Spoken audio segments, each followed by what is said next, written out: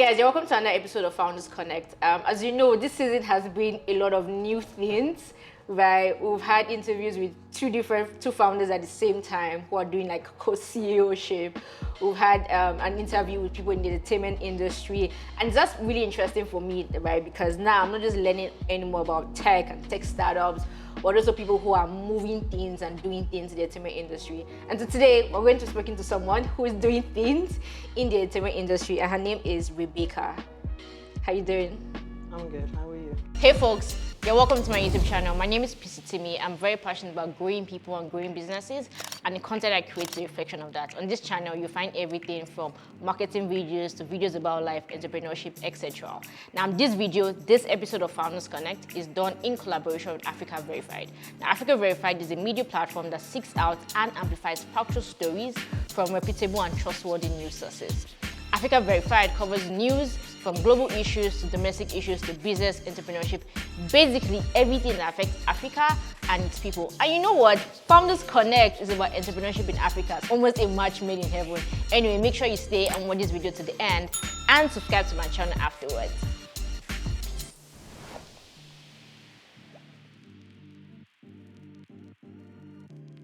Okay, so who's Rebecca? How would you describe yourself in like phrases? Okay, I'd say Rebecca is, first of all, a very strong female. You know, I'm a black, strong woman. You know, businesswoman, entrepreneur. You know, into everything. I always say what a man can do, a woman can do better. You know, I've always had that right from when I was a child. You know, so into everything, try everything, DIY, anything.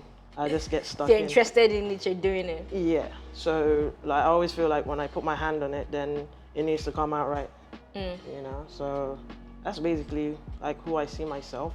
In as much as I'm Nigerian, I'm originally from Akwa Ibom State. Oh, okay. You know, but and then I think the most important thing to me is being a strong black female.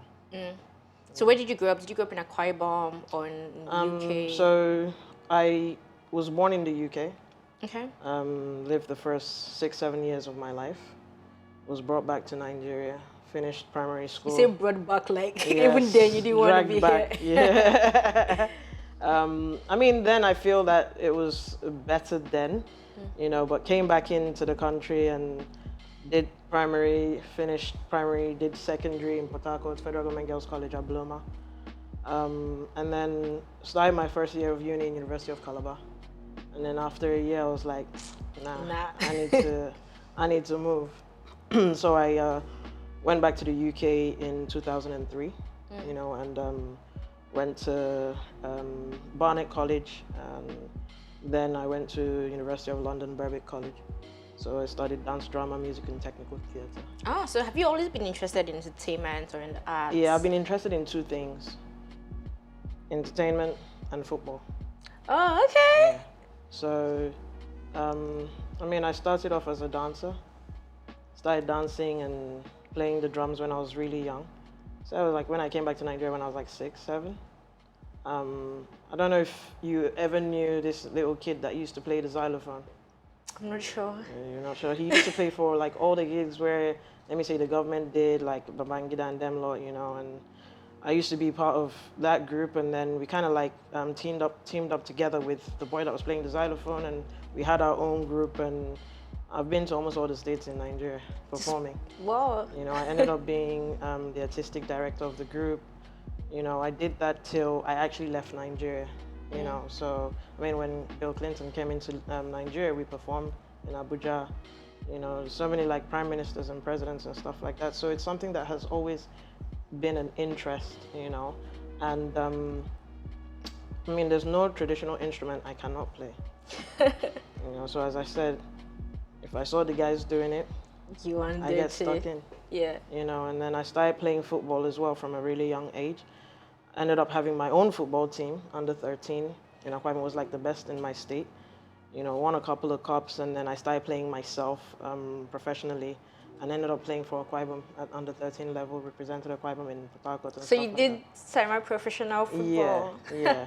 So, and then as I said, when I went back to the UK, finished college, and I think I kind of like was more or less okay, since I can't do the traditional thing there because it was difficult trying to put a couple of kids because we're kids. Yeah. You know, putting them together and stuff. I just decided to go into the entertainment business proper. Right. You know, yeah. So when you say entertainment business, what exactly are you saying? What do you do Okay, exactly? so I do distribution, publishing, licensing, syncing, management, and also a record label.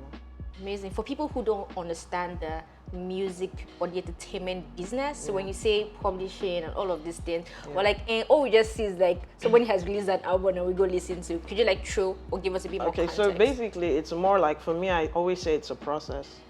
You know, you have where the artists and the producers sit together, a song is produced, obviously it goes through the mixing and mastering process, and then obviously after then we're now looking for ways to do the graphics. From graphics, okay, what's the next step? Putting it out on digital platforms.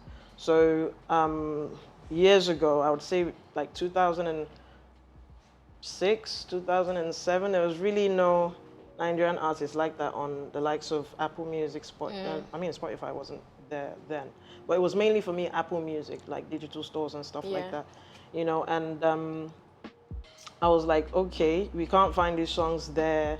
You know, Spotify was new actually by that time.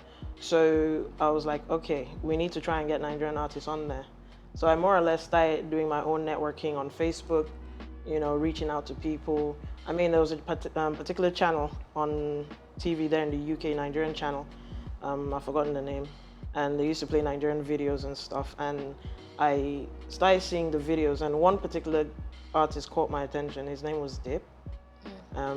He assigned to a friend. He was like a partner with a friend of mine, Liu, who actually manages Yemi Alade. Right. You know, so I saw that video, and it was featuring MI. I think it was called Dangerous. And I just loved the whole concept and stuff. You know, and I was like, so Nigerians can do this type of thing, you know. And unfortunately, you can't find the songs anywhere. So I reached out to Dip on Facebook, and he responded, but then he gave me Taye's number. So that's how I got in contact with Taye, and basically just going through the process of, let's try and get Dip's album into digital stores. And I think for me, the most important thing in this business for me is trust. You know, it's having to trust people with your content, having to trust people with your money as well.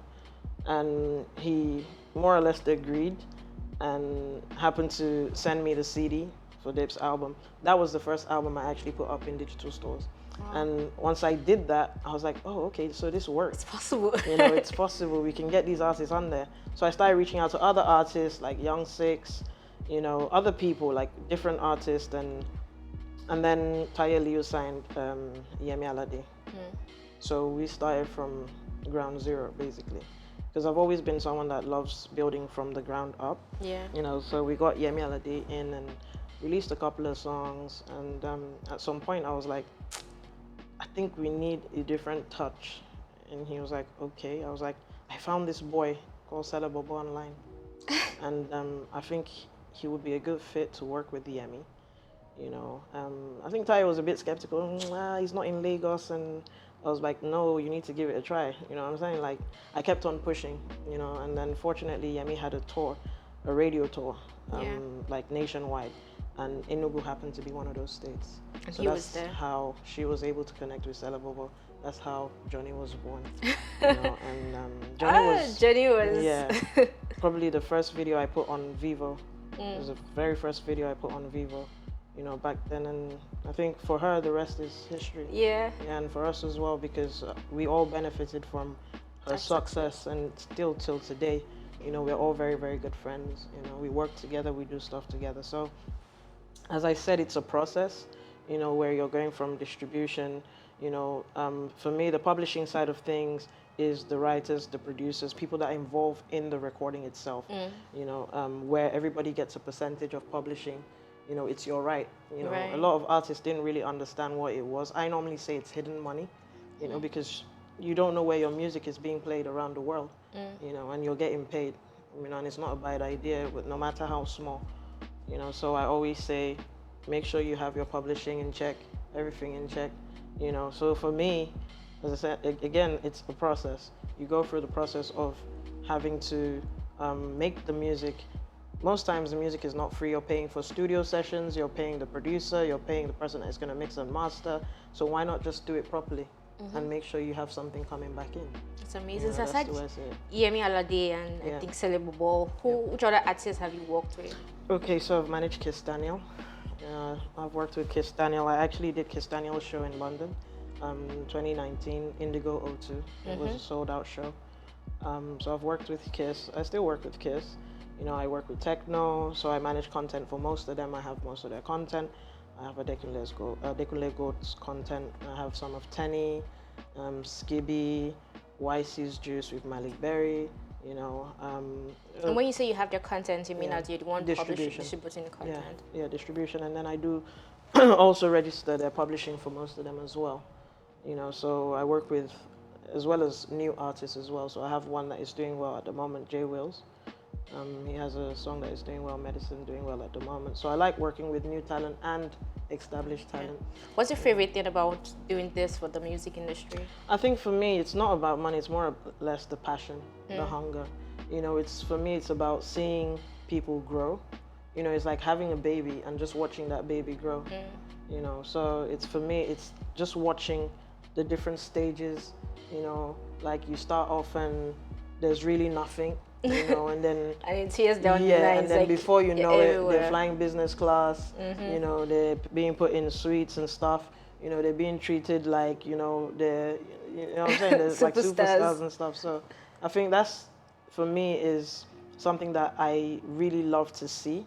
You know, that growth is extremely important for me. You know, and it just gives me joy. It just makes me happy. Being part of it as well, like I can sit back and say, you know what, I was part of that. I saw them when it's that satisfaction for me. You know, it's really nothing more. I mean, the money is secondary to me. But the money is good. But the money is good. But the money is secondary because for me, it's more of the passion. I think when you're passionate about something, you're going to give everything. You know, and if you're more or less looking at it from a money angle, then trust me, there's going to be some problems down the line, you know, because your focus is more on the money than the passion and trying to get things done. So, So about the problems, what are some of the biggest challenges you faced in this amount of years that you've done this? Okay, so I feel some of the challenges I feel is, first of all, being female and being taken seriously, you know, and that's why I feel that we as women have to work 100 times harder. You know, and I mean, even living in the UK, being in the system and everything, you know, understanding as a black woman, we have to work 100 times harder. You know, so I feel that my biggest challenge is being taken seriously, you know, and working extremely hard, you know, to show that, again, what the guys can do, we can do even better most times. You know, so I feel that's my biggest challenge. But at the end of the day, I'm someone that I never give up. I'm a lion. You know, so I'll forever roar. Like, I will keep pushing, you know, and making sure that they will hear. It's by force. You know, so it's just work, keep working, keep pushing, and keep believing, you know, in what we do and stuff. You know, because at the end of the day, we're more or less helping a lot of people, assisting a lot of people, you know, trying to push so many artists, producers, you know, mixing engineers at the same time, trying to kind of portray, put out the culture there, like Africa to the world. But now it's more or less like the world is coming to Africa. You know, and that's what we've been working to achieve for the past how many years? That's amazing. I mean, one would think that since you spent your growing up years in the UK and then you moved back there, that maybe you'd have wanted to play in the entertainment industry in the UK, but you decided to focus in Nigeria, right? What are the reasons? And also, what similarities or differences do you see between the music industry in the UK and the one in Nigeria? Okay, first of all, I'm African, I'm Nigerian. You understand? And for me, it's important that I support my own. I push my own culture out there, my own people first. You know, no matter where I live, I would always do that. I would always advocate for Afro beats, you know, Nigerian music, African music, you know, that's what we're here for, you know. And it's something that I'm passionate about, you know, because it's nice to see your own artists being among the top stars in the world. You know, it's a big thing, you know. And for me, the difference between, say, the Nigerian music industry and, let me say, the UK is, I mean, the UK is way more structured. I feel the Nigerian music industry is not at that level yet. It will get there, hopefully, but it's not there yet. Yeah. You know, there's so many things that, you know, are not in place. There are things that are being done in the UK that are structured that makes life easy for an artist, you know, compared to Nigeria, you know. So I just hope that, you know, everything one day, you know, people will just put heads together and make things fall in place, you know, because it will be for the benefit of all. Yeah. You see what I'm saying? Yeah. But I feel that the structure is not just there at the moment, whether it be radio promo, TV, you know, there's really no structure because, say for example, in the UK, when you submit like a video, you're submitting it to a TV plugger. Right. You know, you have one person that you go to or a company that you go to and they do the legwork. You know, you upload your stuff to a particular system. It gives the opportunities for all the channels to view the video and basically say if they're going to play it or not. Right. You know what I'm saying? Here it's different. You're having to take it to this person, to that person, to this person, and it's, you know, it's the same thing with radio. You're having to call up this person or take it to this radio station and hopefully praying and hoping that it goes through. But in the UK, it's different. Again, you use a radio plugger to do that legwork. You know, you just put it in there, and if they're feeling the song or whatever, they'll play it. You know. So yeah, as I said, it's way more structured than over here. You know. So as I said, hopefully it will. We'll get there. It will get there, hopefully. Yeah, so I mean, the music industry right now in Nigeria is saturated. Like, everybody wants to do music, right? And there's so many new artists coming up, so many new songs everywhere. For people who are looking to break into like the, as an artist or in the music business, what would your advice be to set up people? I mean, at the end of the day, said for me, I feel like every household you go to now in Nigeria basically has an artist, you know, because everybody wants to sing. But for me, I always say talent is not enough. I used to say talent is 10%. Right now, talent is 5%. Whoa. You know, the work rate, your team, whatever label you're signed to, you know, and I feel as a young artist, you're bringing your talent to the table is not enough. You know, you have to come with the work rate. You have to come with humility, attitude. You know, that hunger to succeed is like, you can't expect your team or your label to be hungrier than you. Right. You have to want it. Yeah. You know, because I mean, based on my experience, I'm not down to be the one pushing, waking up in the morning saying, let's go, let's go.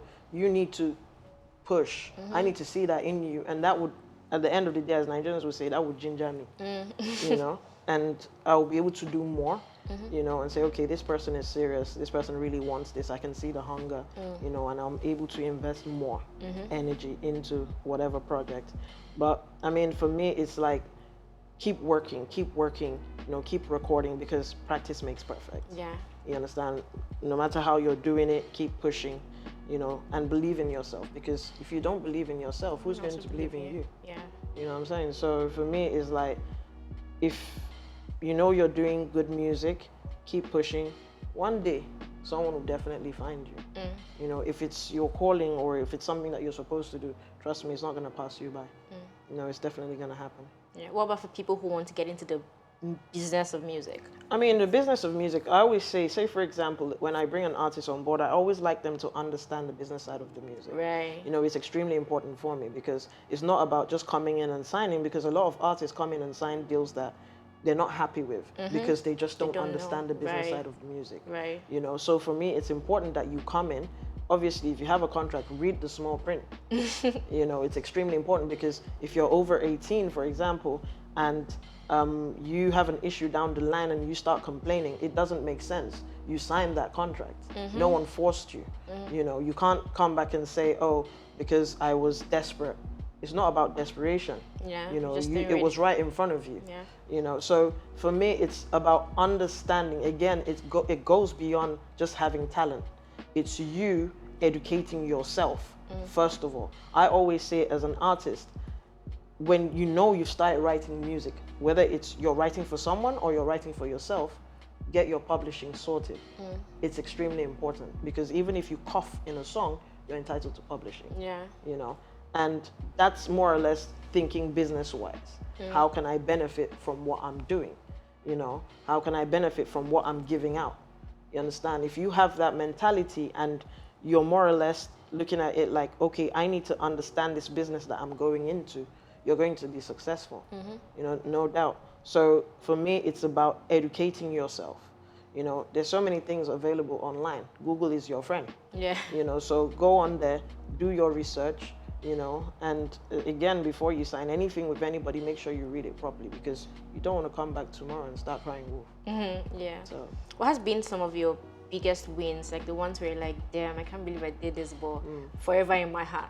yeah, I feel that Yemi Alade's project is one of my biggest wins, you know, and you know, getting certain things in place, like I helped get her Shell deal for 2 years, you know, which was fantastic. You know, they really looked after us and stuff like that. You know, even helping with her coming into the UK as well. You know, another one is being the first female, Black African female, to sell out the Indigo O2 with a kiss down. That's a big one. You know, so that for me is like a big one for me. Yeah. You know, and then being able to do what I do as a female as well, because I think because I don't shout, I don't make any noise. Yeah. You know, a lot of people don't actually know, because a lot of people know me as JustJoJo. You know, and sometimes they feel like when people jump into my DMs, they're like, "Hello, sir." Hi, sir. They automatically assume it's a guy that is doing this. Yeah. You know, in as much as they'll see your picture, they can see your film, but they just, for some reason, they just feel that it's not really a woman's place. You know, it's a guy that can do this type of thing, you know. And they're like, okay, hello, sir, and all that. I just laugh. Sometimes I go with the flow. You know, like, I'm good. And then maybe if we get to a point where we end up exchanging numbers or whatever, and because it's business related, and then when you now message me or call me, and I'll tell you, please do not call me bro, I am female. You know, and then some of them start apologizing. So, you know, for me, again, as I said, it's just more or less just keep going, keep working, keep pushing. Yeah, I mean, you've had like great successes, like the ones you've mentioned, but has there been any like really pivotal mistakes that you've made, things that you wouldn't do again if you had to start over? Well, I mean, we all make mistakes. You know, I think going in and because obviously I started off as a distributor, you know, doing the distribution, doing the publishing thing, and then I decided to go into like being a record label and stuff. And you know, sometimes, as I said, because I'm very passionate, you know, I'm very kind of like a soft person. Yeah. You know, and I tend to more or less see the artist as family than a business. You know, and I've done that in the past, and it basically came back to bite me, you know, because the artist messed up, and, you know, I mean, in as much as we did everything, you know, they still thought it wasn't enough, you know, but at the end of the day, some people are like that, you know, and that kind of like put me off for like, I didn't want to sign any artist or work with any artist for over 2 years. Wow. You know, and then I was like, you know what, I'm not going to let one artist, you know, stop me from being who I am, you know, basically. So I need to kind of like more or less keep doing what I'm doing, you know, and see how it goes. So I feel for me that was something that was I was really disappointed, you know, because, you know, when you're giving someone everything and they're basically throwing it back in your face, like you're really not doing anything, it's sad. You know, it's really, really sad, and it puts you off. And I feel that's where a lot of investors or labels are kind of like very weary, you know, and they're like, okay, you're spending so much money, because this money, we don't have a tree. The back of our house is where we're plucking it. You know, most of us, it's our personal money. You know, we could have invested it maybe in our kids or something, you know, but we chose to put it in the business, in which we're taking a very big risk, because there's no guarantee of any returns, you know, so it's a risk. You know, but at the end of the day, most of us are doing it for the passion, not necessarily how much we spend or whatever, because we just want to see the artist grow. You know, so yeah, I feel that for me, that one really, really hit me hard. I won't lie. You know, but again, I mean, you learn every day. Yeah. You know. Yeah. So what's more for you? I mean, you've done amazing things so far, and you seem like a very ambitious woman. So like when you sit down and like, I know I've done all of this, but I still want to do this and this and this. So that was like, what's more? I mean, there's so much more. You know, I always give room for improvement. For me, nothing is always 100%. You know, I always leave that extra. you know, because for me it's important. I need to keep pushing myself. Yeah. I personally feel I haven't even started, you know, Yeah. despite what people might say and say, oh, you've done well for yourself and stuff like that. I actually feel I haven't started. So there's so much more out there, you know, to achieve, you know, and we don't stop. We just keep going, keep going, keep going. People say the sky is your limit. For me, the sky is not the limit. It's beyond the clouds, it's beyond the sky. So yeah, I just keep pushing, I keep going. Amazing. And I think that's where we'll stop. Like, the sky's not the limit. It's beyond the sky. It's Yep. beyond the clouds. It's like, Yeah. there's so much more. Yep, so much more. Yeah, it's been a pleasure speaking to you. I think Same here. the one thing that I have learned in this conversation is just how powerful it is to know who you are, Yeah, right? From the very first question I asked you, like, see, I'm a powerful man, I'm a strong woman. And you kept that tempo, like for almost every question, you just reiterated it. Yeah. And when people know who they are, you can tell that they do great things and they do great things, definitely. because that's like the foundation of everything. And I think sure. that's my own biggest lesson, to like know who you are, define yourself, and always push, no matter how much people tell you is impossible. And don't feel like, hey, I'm a woman, or I'm small, or I'm too young, and you know everybody else is already, you know, they already have their shit figured out. Like, just keep doing it. Definitely. Yeah, and you said something about the talent, that talent is just 5%. Yep. And that's applicable in every industry. It's not just music, right? Like, being a genius is great, but your work rate has to match up with that genius. Especially like the people around you as well. Yeah. You know, the team you have, you know, you have to respect the team you have. It's extremely important. It's like when I leave my kids with a nanny, you know, I have to respect that nanny, because that nanny can turn around and do stuff to your kids. What are you going to do? Yeah. So you have to have respect for that nanny that is looking after your child. Yeah. It's the same thing. I apply that same thing to people that I work with. I have respect for everybody that I work with. Yeah. I treat them like family. Yeah. You know, that's the most important thing, because to be honest with you, in the eyes of God, we're all equal, no matter what, you know, so. Yeah, treat your people with respect. Definitely. Alright guys, thank you so much for watching this video to the end. Make sure you subscribe, like, share, and all of it. See you in the next video. Peace out.